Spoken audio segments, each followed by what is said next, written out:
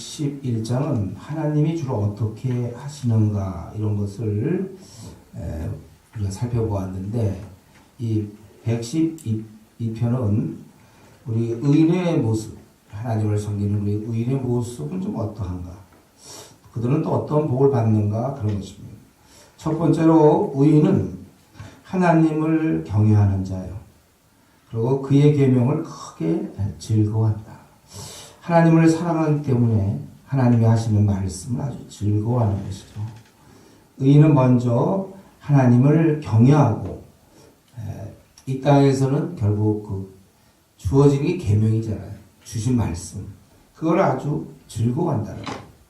그럴 때 그의 후손이 강성하고, 또 보니까 정직한 자들의 후손에게 복이 있으리다. 계속해서 그의 후손들이 잘 되고, 또 부와 재물이 있고 그 공의가 영원히 서 있을 것이다. 그리고 두 번째로 이 의인은 4절에 보면 정직한 자들에게는 흑암 중에 빛이 일어나나니 그는 자비롭고 긍휼이 많으며 의로우니이다. 하나님을 경외하는 그는 아주 정직하다고 그랬어요. 그래서 이 어둠 중에서라도 빛이 이 의인을 위해서 일어난다, 그런 뜻이에요. 아주 그는 정직하고, 그리고 그는 자비롭고 긍휼이 많고 의롭다. 보통 이제 자비롭고 긍휼 많은 사람들은 또 공의롭지 못하죠. 치우쳐 지내는 경우가 많아요. 그러나 그는 굉장히 자비하고 긍휼이 많으면서 의로운 자다. 이게 정직한 자. 의인은 그런 자예요. 하나님을 경외하고 그 사람들 앞에서 정직하고 자비로우면서도 공의를 행하고. 여러분들이 여기 해당하는지 우리 자신 좀 들여다봐야 될까요? 그리고 세 번째로 5절에 보니까 그는 은혜를 베풀며 꾸어주는 자는 잘되니 그 일을 정의로 행하려다. 여기서 보면은 그러니까 이 의인은 결국은 은혜를 많이 베푸는 사람이다. 꾸어주는 사람이라는 거예요. 그래서 6절에 보면 그는 흔들리지 않고 의인은 영원히 기억된다고 그랬어요. 왜냐하면 은혜를 많이 베푸니까. 남에게 유익을 주기 때문에 그 유익을 받은 사람들이 그를 기억하는 것이죠. 은혜를 많이 베푸는 거예요. 나가는 게 많아야 되는 거예요. 은혜를 베풀고 꾸어주는 자가 되고. 그리고 그는 네 번째로 그 의인은 그 7절에 보면 흉한 소문을 두려워하지 아니하며 여호와를 의뢰하고 그의 마음을 굳게 정하였다. 그는 하나님을 의뢰하면서 마음을 굳게 정했다는 거예요. 그래서 8절에 그의 마음이 견고하여 두려워하지 아니할 것이며 견디다가 그는 대적의 보응을 마침내 볼 것이다. 승리를 볼 것이다. 그래서 하나님을 의뢰하고 마음을 굳게 정하고, 그래서 두려움이 없다는 것이죠. 끝으로 5번째로 보니까 그는 재물을 흩어서 빈궁한 자들에게 주는 자다. 그렇기 때문에 그의 의가 영구 있고 그 불이 영광 중에 아주 존귀한 자로서 이렇게 살 수 있다는 것입니다. 이에 비해서 악인의 모습은 10절에 오히려 그는 이를 보고 이 의인의 번영과 축복을 보면서 자기 삶이 전혀 다르니까 이를 가면서 소멸된다는 거예요. 그리고 그들의 욕망, 악인의 욕망은 사라진다. 그래서 오늘 이 말씀을 통해서 우리는 의인이라는 것은 하나님의 계명을 경외하며 하나님을 경외하며 계명을 즐거워하는 자들이다. 그리고 우리는 2절 4절을 통해서 정직하게 우리가 살아야 되는 것이다. 또 재물을 꾸어주는 자가 되어야 되고, 또 자기 재물을 흩어서 빈궁한 자에게 줄 수 있어야 한다는 것입니다. 이 말은 결국은 욕심을 부리지 말라는 것이죠. 자기 재물을 흩은다는 것은 자꾸 얻으려고 하는 게 아니죠. 욕심을 부리지 않는다는 거예요. 말과 혀로만 사랑을 얘기하는 게 아니라 실제 돈을 쓴다는 거예요. 돈을 써서 주위 사람을 도와주기를 즐겨하는 것을 얘기하는 것입니다. 이 돈을 잘 쓰는 사람, 이게 성경적이에요. 베푸는 자라는 것이죠. 인색한 거는 성경적이지 않은 사람. 자기가 갖고 있는 재물을 많은 사람에게 이익을 줘야 된다.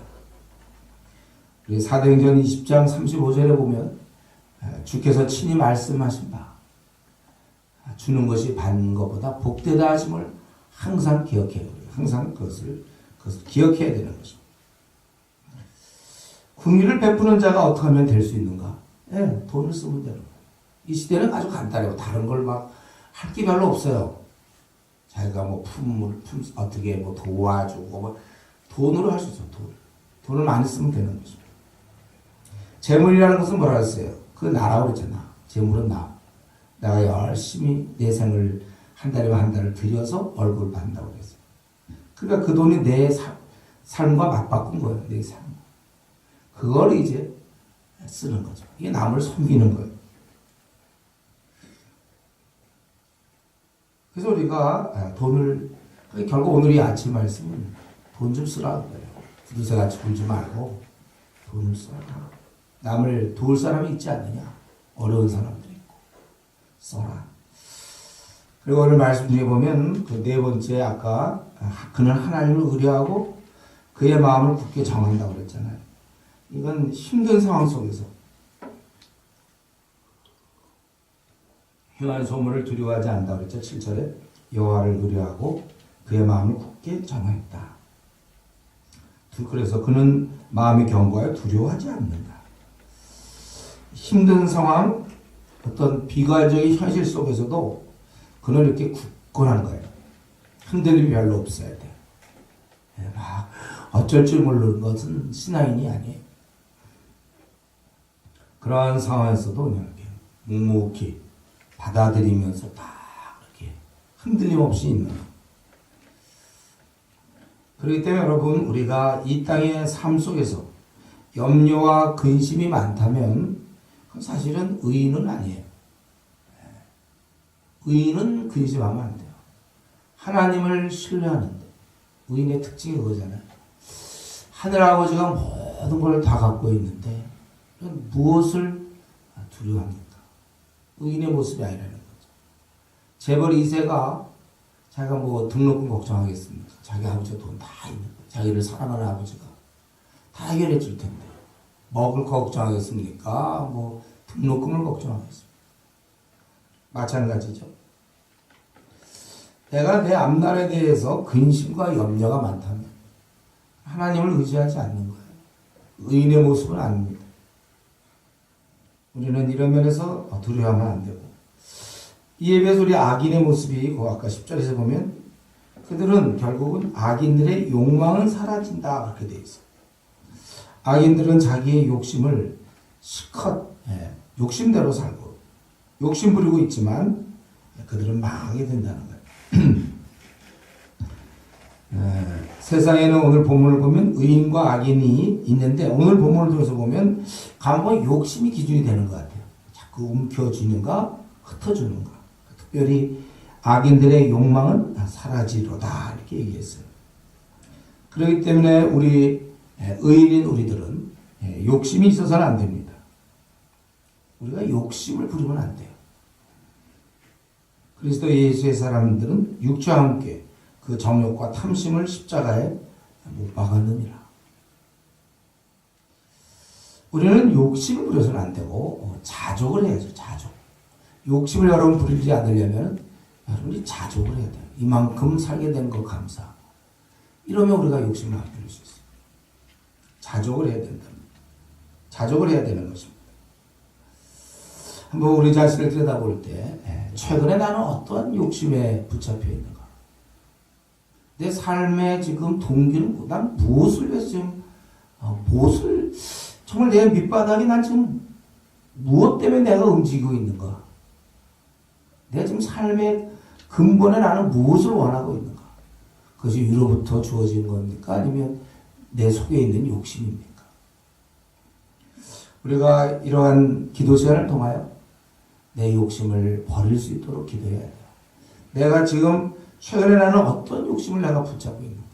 그게 내가 지금 살아가는 원동력이란 말이에요. 내가 왜 이렇게 살아가는 거야? 뭘 붙잡고 있어 나는 도대체. 우리 자신을 들여다보면서 내가 이런 것을 버릴 수 있도록 우리 의인은 욕심을 품는 것이 아닙니다. 오히려 현재 생활에 자족하고 오히려 많은 사람에게 은혜를 끼치면서 사는 사람들, 그 의인인 줄 알고 주님 제 남은 생 욕심을 다 끊어버리고 많은 사람에게 유익을 주는 그런 삶을 살게 해주십시오. 그렇게 기도하는 우리 성도들이 바랍니다. 기도하겠습니다.